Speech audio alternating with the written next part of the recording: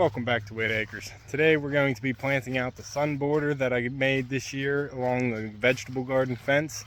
It's going to be a full sun bed, so we're going to be putting a lot of bright colored flowers in this one.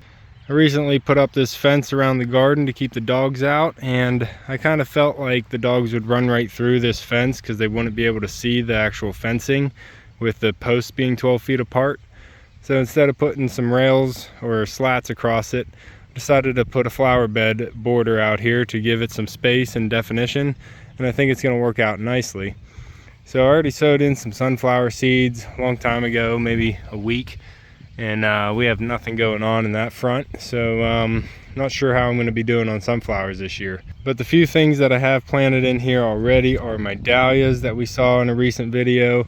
I have these purple irises that are plugged in next to some zinnias, just some large California giant zinnias, some more dahlias and iris. Then I have 2 artichokes put in here, and pretty much that's it. I don't really have much in this bed yet. I just threw a few of these zinnias in here to get started so I would have something going on in this bed and it wouldn't just be empty. But before the weeds start taking over the bed, I want to get it planted out today. I might not get to the corner out here today. I do have a drift of dahlias in there already and some sunflower seeds. I don't know if they're ever going to become plants. But on the corner here, I'm going to be putting a focal tree right in the center that we have up in the nursery already. And then on either side, I don't know which one's going where yet, but I have a perennial shrub for the one side and another perennial shrub, a different kind, for the other side. I think I want to get something that's going to have all season interest. I want some type of foundation shrub out here because I do want to have some structure during the winter, even when we're not growing out here. I don't want it to just be fence. So I'm going to have to put a little bit more time into the corner, but today I'm just going to be plugging away and getting a lot of plants in from the greenhouse and into the ground out here.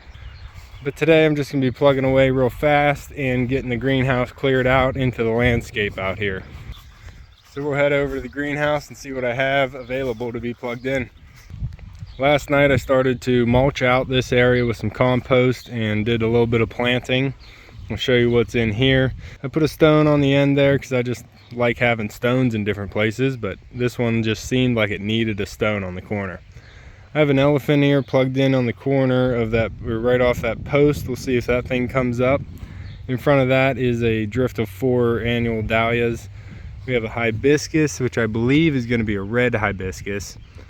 In front of that, I plugged in a small row of 3 snapdragons, which are going to be a nice low frontage, just a small pop of color. Behind that, I started from seed this year, Delphiniums, and I put a row of Delphiniums all along the back here, and we'll see how they do. I don't know if they'll bloom this year, but I think they are perennial, so it's going to give some color to this. It'll be about as tall as the fence too, so it'll be a nice backdrop. In the middle there is a black-eyed Susan, I believe, that I plugged in last year, and we have another purple iris. And then in front of that is a small little bed, and then in front of that is a small little bed of portulaca, which I just got in there. And I don't know, it's just something different. I like it. It's one of my mom's favorite flowers, so I like having it around. What are you doing, pup?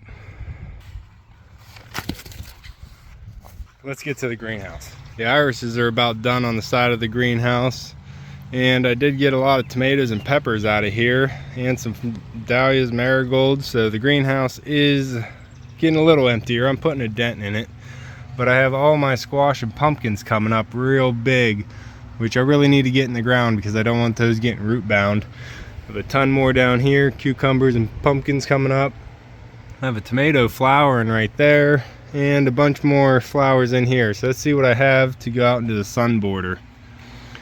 Right here I have, looks like 3 hollyhocks, and they'll get nice and big. I'm not sure if that's something I would definitely have to stake out there, but I'm not sure I want to do that. These might go out front. I have a calendula. Looks like I have a larkspur and a couple verbena. That might go by the pond so we can see it a little bit better. These are all tomatoes and marigolds and calendula. That's definitely going somewhere else. Up here on the top shelf we have some purple coneflower, and I'm thinking I'm definitely going to be plugging these ones out there. So it looks like I have one that needs water. I have 3, 6, 7, 8, 9, 10, 11, 12, 13. So I'll definitely be putting these out there. Some of these will be perennials that will get established out there in this bed, and then I'll be able to transplant them around the landscape afterwards. So this one has a bunch of Shasta daisy in the front. And then we have some gazanias. All the gazanias are for the pond. I already have a plan for that. But in the back we have about 2 dozen lupine, almost 2 dozen lupine, or maybe, I don't know, a baker's dozen. So those are definitely going to be going out there, and they can get established, and then I can transplant them once they get a year old, and that's when they'll start blooming. These bachelor buttons can come out. Some might go into this sun border. They can enjoy full sun, but they're going to be a really early blooming plant, so I want them in the landscape, not in the greenhouse. Behind that was a couple zinnias and calendula. Yeah, I got 2 calendula or calendula and 3 zinnias. We'll just leave those there as a possibility. These are my field pumpkins getting knocked over here. Come on, buddy, stand up.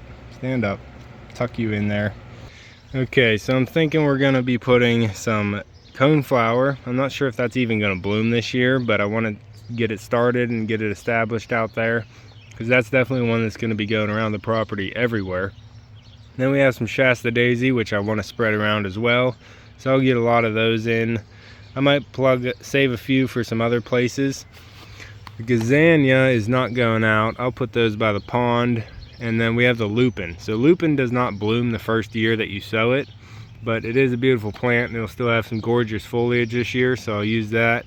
And then next year, when it puts on a beautiful show, like that purple beauty over there by the pond, then I'll be able to separate it out and put it around the property.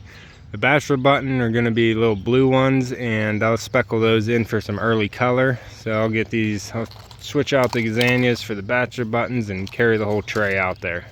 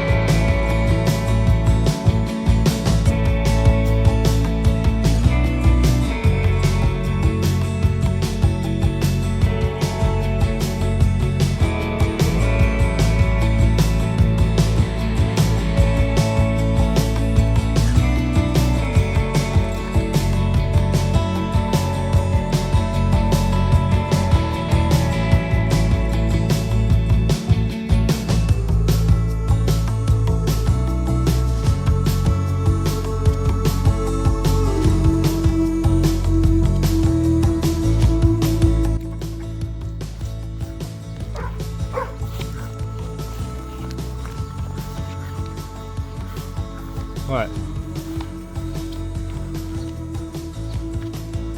What?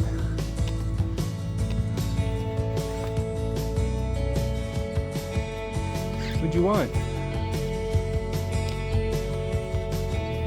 I don't see anything, pup.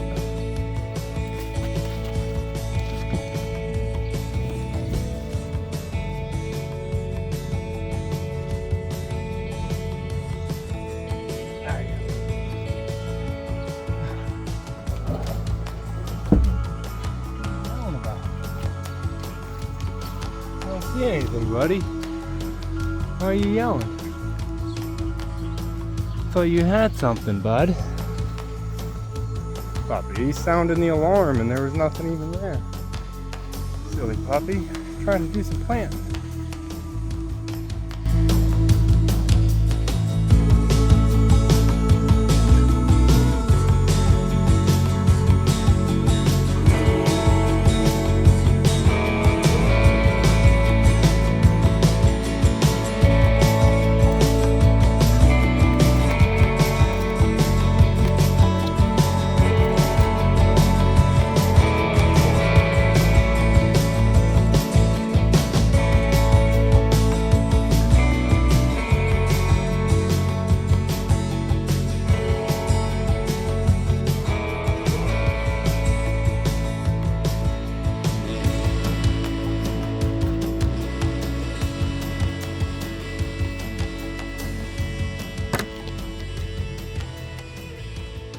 Okay, so I forgot to hit play for all the coneflower, but I'll show you where they are anyway.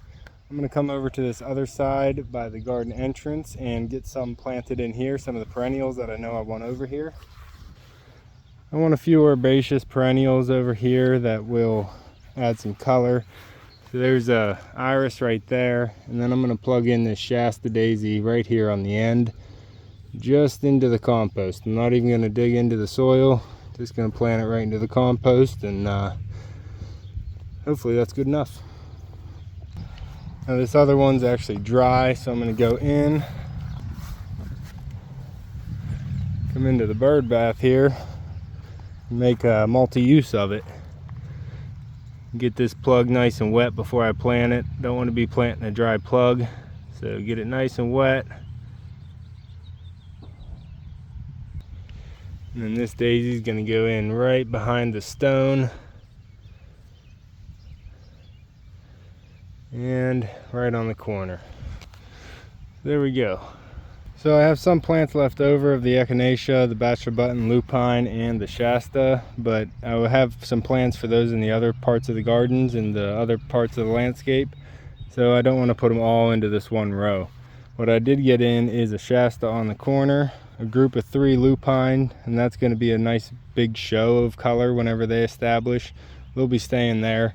As with the 2 purple Echinacea in the back, I'm hoping those actually get established and they can perennialize there. The 4 bachelor buttons are annuals, and they'll be a short-lived time of color, so I put all 4 right there so they could have a nice big impact when they go. And then on either side of this dahlia I have planted, I put in a Shasta daisy. They might not stay there forever, but we'll see how once they get bigger, I might move them somewhere else. 2 purple Echinacea, and then a lupine, and then nothing for a while. I'll probably plug in some zinnias in this area just for some annual color, some dwarf zinnias, because I don't want anything too tall. Echo pup's heading out to the barn, it looks like. We have the chicks out there in their day pens right now. Got the meat chickens on one side and the egg chickens on the other.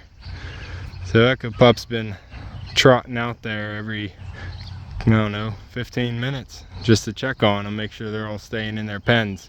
At the center post out here, I have a purple Echinacea on either end and a group of Shasta daisy in the center, a group of 3, and then 2 large zinnias there. I do have some sunflowers planted in the middle, but I don't know if they'll actually come up.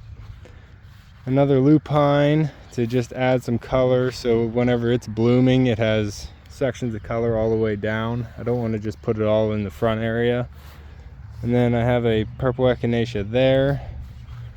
Coming all the way down here, I put in 2 Shasta daisies together for a bigger spot. Now those Shasta daisies might stay if they survive.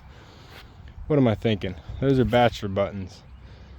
Yeah, those are bachelor buttons. I put 2 of them there. And then that Shasta daisy is the one I want to keep in that position. Hopefully it will survive and perennialize there, because I'll keep it out here and won't move it anywhere else. Same with this lupin right here before the corner bed starts. I want that one and the purple Echinacea just to keep some nice perennial color out here. And then the corner bed here will be its own, it'll have its own seasonal interest. I did plug in a Shasta daisy all the way over here just because this is the sun side. It'll be a perennial for this bed, and I like the consistency going out the whole line here. Puppy's just gandering, huh, bud? Echo Pup's just taking a look, making sure they're all still in their cage.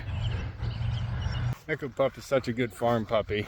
He doesn't actually eat the chickens, which is a big surprise, but he does like to stay with them and hang out with them, sniff them, and definitely keep an eye on them whenever they're outside.